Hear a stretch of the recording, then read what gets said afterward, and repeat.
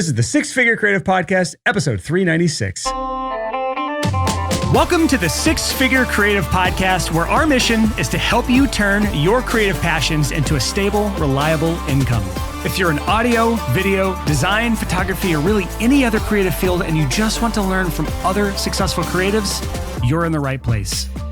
As a freelancer, have you ever avoided advertising your services because you were scared that it might cheapen your image or ruin the brand you built, even though you kind of know you need it? Today, I'm going to show you why running ads doesn't damage a strong creative brand, why that fear is so common with some of the most talented creatives that I've met and talked to, and how you can advertise without ever diluting your aesthetic or your reputation or the perceived value you have, and obviously without hurting your brand. At this point, I've worked with hundreds and hundreds of freelancers who have built their reputations through word of mouth. Then they all hit a wall the moment word of mouth wasn't enough anymore. And I'll show you what exactly works for getting leads, getting clients that doesn't kill your brand. And then near the end, I'm going to share a lesson that you can take from luxury brands who sell $300,000 handbags. If you're new here, hi, I'm Brian Hood. Happy New Year. Glad to have you here. This is the Six Figure Creative Podcast. It is a podcast for creative freelancers who want to earn more money from their creative skills without selling their souls. If you want one central place where you as a creative can get business advice from lots of different sources, lots of different industries, lots of different people,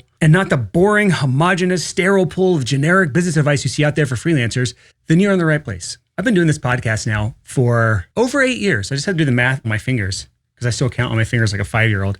Over 8 years at this point. I'm coming up on my 9th year now. Over that time, I have grown. I have learned things the hard way. I've learned things the easy way. I've worked with a lot of different people. I've hired employees. I've built a team here. And over this time, I've heard a lot of different toxic beliefs that freelancers have. Now, the first thing and the most obvious I want to talk about when it comes to this belief of like protecting your brand, protecting this baby you've built, is that fear of appearing desperate. I'm predominantly talking about paid advertising in this episode, but this pertains to really any sort of marketing that goes outside of what your paradigm is for normal.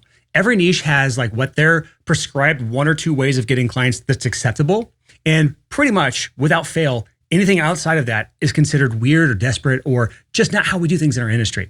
And while there are some genuine things that work in some industries that don't work in other industries, that mindset is toxic. It's garbage. Get it out of here. So I'm talking about paid advertising because that's the thing that I work with so many freelancers on because it helps so many freelancers. It's the thing that I think is the fastest path to results for most people that don't have large networks, aren't in large cities, don't have tons and tons of past clients. And even then, if you have capacity, you can still take on more clients. Paid ads still has a place in your business.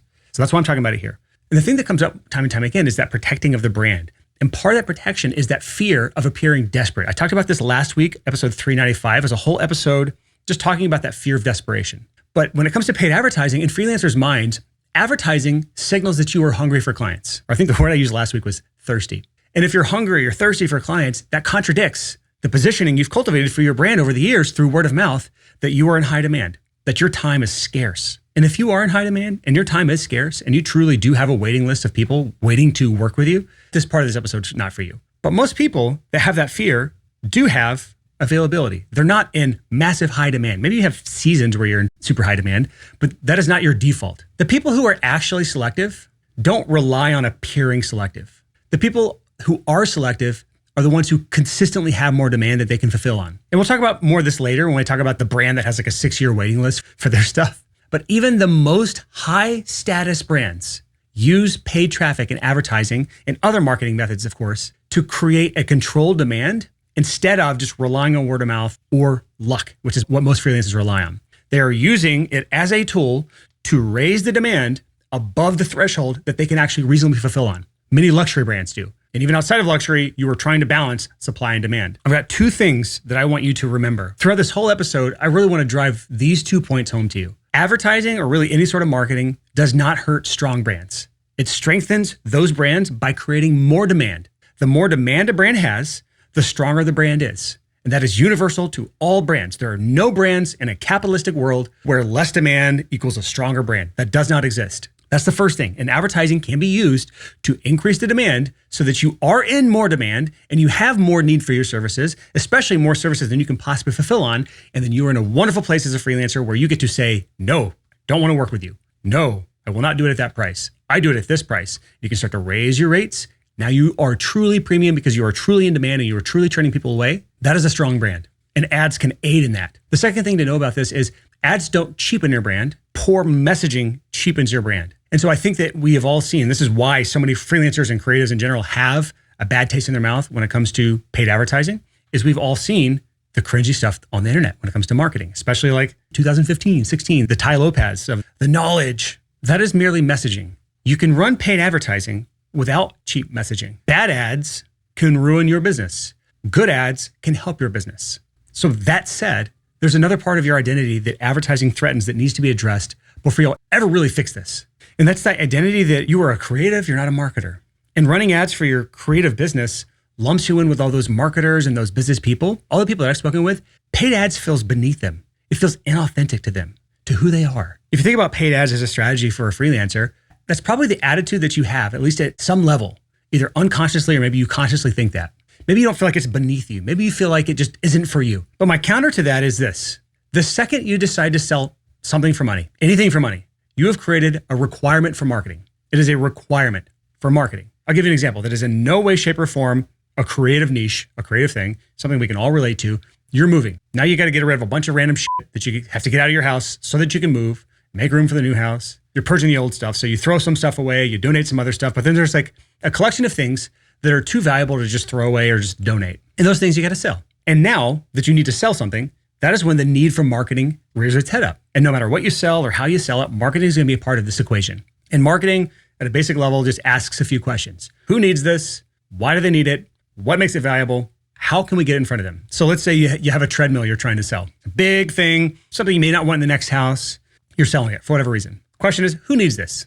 Because if you answer that, anyone who walks regularly, especially indoors. Why do they need it?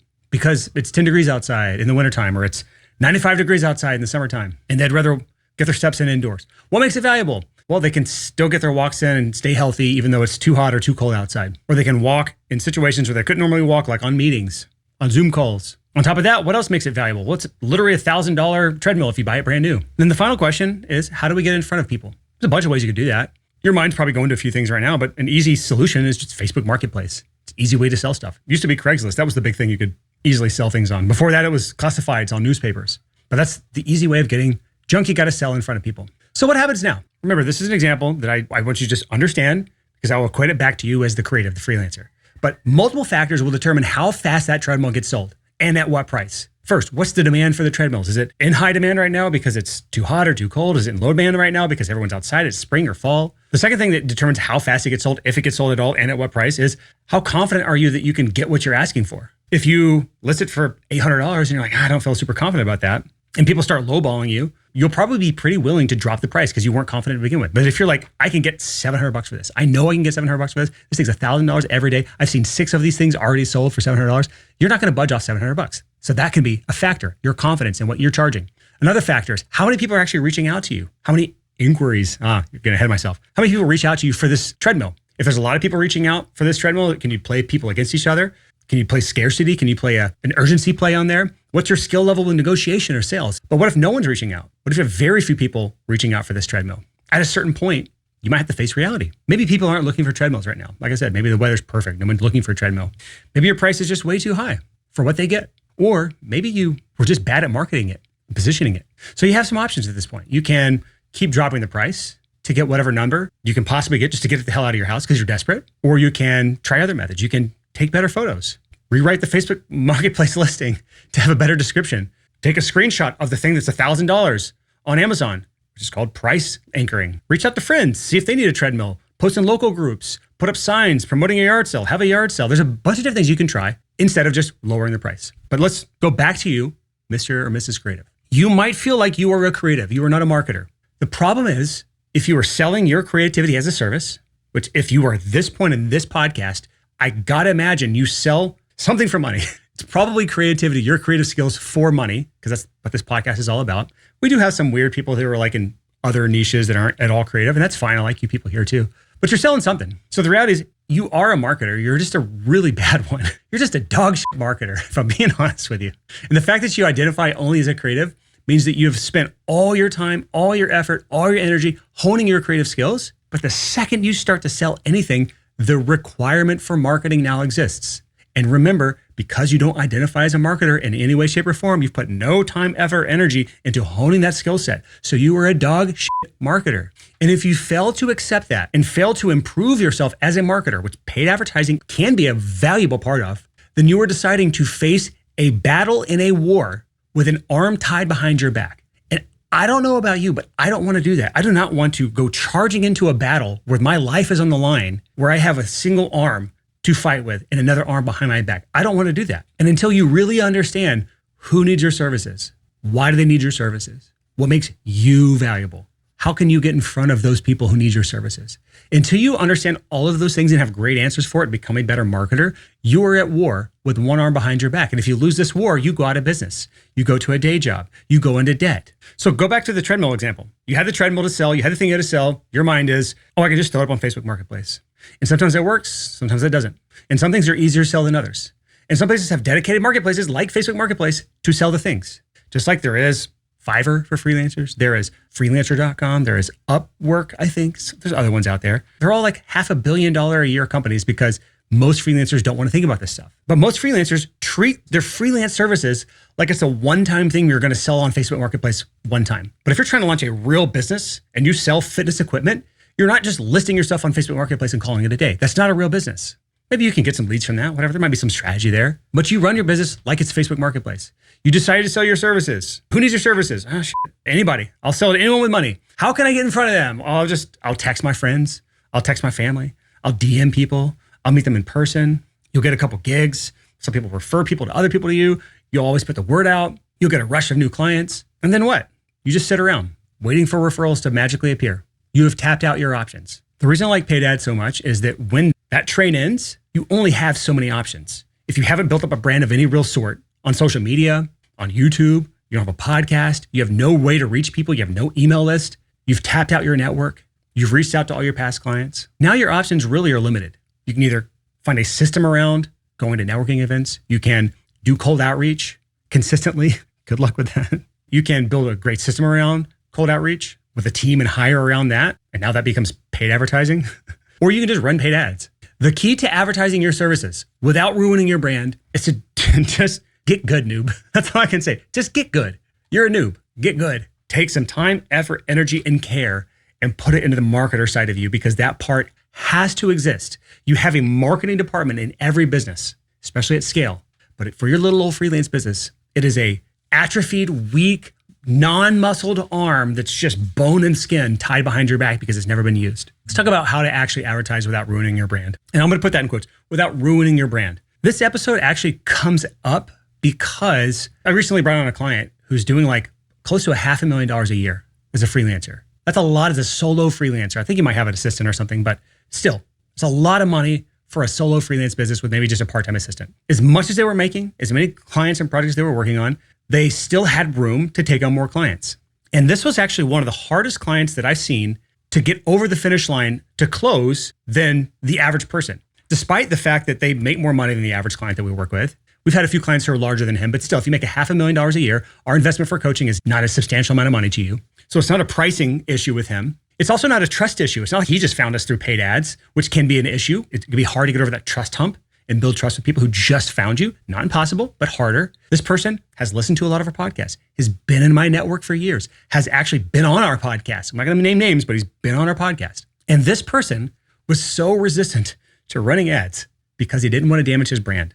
So this is a common thing. This is actually an even more common thing for people who have actually built brands. I'd say for him, it's a legitimate concern that he has. Not something he needs to be concerned about, but a concern he actually has because he has built up a good brand and has a good reputation. But the people who I also see are the ones who don't have a brand, don't have a reputation, are still scared. That's usually a desperation thing or some of the other things I talked about in this episode. But let's talk about what you can actually do here. What you can actually do to run ads without ruining your brand. The first thing is, and this is something we've talked about at great length on the podcast before. I've done a webinar on this recently, like in the last couple of months. It's called the direct offer. If you actually go back to episode 330, what's working now for client acquisition? It's a guide for freelancers. That episode is largely still relevant. That process still works. It's an episode worth listening to, but I wouldn't just go blindly follow everything in there because things have changed a little bit since then. But that gives you an idea. Long story short, that process covered in that episode is just you straight up offering your services directly through paid ads. Even brands like Rolex, who is arguably one of the most notable, known luxury brands that have been around for fucking ever, They spend $100 million per year directly advertising their watches. $100 million a year, just on advertising. I'm going to go back to the same thing I said earlier in this episode. Ads do not hurt your brand. Bad messaging hurts your brand. If Rolex can spend $100 million on paid ads, what is so special about you as a freelancer that your brand is going to be damaged? It's going to net loss at your business just from running ads. It is a preposterous thing to think that that is the case for your little business. Chances are most people don't think about you. When they look at you, if they see an ad for you, they're probably not even registering. You would be so lucky for someone to see your ad and respond to it in any way, shape, or form, positive or negative. The chances of anyone even thinking a second thought about you when they see your ad is just so close to zero, it's a rounding error. The reason paid ads work is because at scale, you're finding the 3% of people who are in need of your service right now. That's a ballpark number, but if you ask someone a question, are you in the market for X right now? In a room of 100 people, about 3 people will raise their hand. Are you in the market for buying new jeans right now? 3 people. Are you actually looking to buy a new car right now? A couple people. Are you looking to buy a house anytime soon? A number of people. Might not be 3%. 3% of people are probably not buying a house all the time, but maybe it would be. I don't know. But there is a segment of people who are in need of the service right now, and that's what direct offer ads work well on. The other approach is something that I have seen work, but is much more difficult to actually make work. But this is what Hermes, how do you say that? Hermes Birkin bags. If you've ever heard of a Birkin bag, this is how they approach things. So if you don't know what Birkin is, they just sell $300,000 handbags, purses. They have a 6-year wait list. You can't even just go into the store and buy one. Even if you had $300,000 in your bank account, you cannot just go into a store and buy a Birkin bag. They don't promote these bags. They don't advertise these bags. They don't run paid ads for these bags. Matter of fact, the price alone is so extreme. That does a lot of the marketing for them. The word of mouth that a $300,000 bag exists. Probably more at this point. And I'm sure there's copycats at this point as well. But Birkin is the first ones that I ever heard of doing this. But Hermes does use paid ads to sell these bags. And here's how. And this is what freelancers can take away from this. They advertise the more accessible $200 to $300 items, like scarves or leather goods or whatever, that get people in the door to make them spend thousands and thousands of dollars on regular items before they're even offered a chance to buy a Birkin bag. I think Ferrari is a similar thing as well. Ferrari has a similar type of process where you have to get the privilege of buying a Ferrari. And they're so protective over their brand that if you even paint the car, they'll ban you from ever buying a Ferrari again. So this is how this applies to freelancers. You can advertise your accessible entry point, whatever that means to you. It could be a foot in the door service.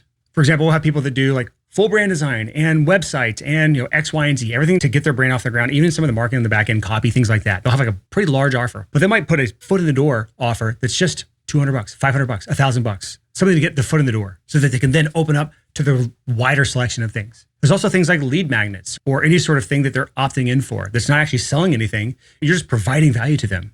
In this situation, you're letting the premium offering stay behind the gate, for lack of a better term, behind a qualification process to maintain your superiority amongst all the plebs beneath you, but allows you to still use paid advertising to your advantage. And again, if Birkin selling $300,000 bags is able to make this work, and you feel like your brand is just so powerful and so potent and so pure that the plebs beneath you couldn't possibly be deigned to look at your ads, this could be the method for you. I wouldn't do this, by the way. This is not the method that I suggest. It's the thing we don't really work with many of our freelance clients on. It's harder to make work than just directly saying, hey, you need this? I got it. Please don't say that in an ad either. But the real issue at the end of the day isn't this. It's not the ads. It's that growing beyond your limit, another way of saying it is scaling your business, which is growing beyond what feels comfortable, requires that you are findable by people who don't already know who you are. They don't like you. They don't trust you. They don't know you're good. They don't have any really context to your superiority in your market. And for the average freelancer or even the above average freelancer who's actually good, that's a terrifying prospect because you've never had to prove yourself that way before. But if you are at this plateau and you've said, I can't get past this plateau because I have now hit the point where my word of mouth and referrals no longer grows my business beyond this point. As a matter of fact, it might be shrinking. And now I either have to face a shrinking business, a dying business, or I have to face the fact that there are people out here that could use my services, but they don't care about me. They don't know who I am. They don't like me. They don't trust me. I have to sell myself to them. You've never had to work this hard in your life. I had lunch with somebody yesterday who was in this same exact position. They were in a city where they were in high demand. They had a waiting list. They were turning people away. They were taking off 4 months a year because things were so good. He moved to a new city, had none of those old things. And what he did there does not work here. He got so complacent with what worked up there, which was super easy for him, that now when he's faced with this different scenario, those things don't work anymore. He's having to reprove himself. That is a very difficult position to be in. All I can say to you is this. If you need help Ask for it. Take the help. This is something that we have been offering again and again on this podcast for people who want to implement this strategy in their business. It's January 6th now, I think, if this episode came out when it's supposed to. This is the best time of the year to make paid ads work for you because we just got through the Black Friday rush, the Christmas rush, where paid ad costs get skyrocketed, and then they plummet January and February. All I can say to you is if this episode resonates in any way, shape, or form, then I encourage you to go apply for our coaching program, talk to us, see if it's a good fit, and if it's not, we'll part ways. We won't even offer coaching to you. But I've seen this work again and again and again for people who are on the brink of giving up because word of mouth just wasn't doing it for them anymore. So go to sixfigurecreative.com/coaching. That link takes you to a short video. Watch the video and just get the gist of how our coaching works if you're interested in it. But on that page, a 6-minute video, there's an email address underneath that. Put your email in. The next page is an application. Fill that out. From there, we'll look at your application and see if it's a good fit or not.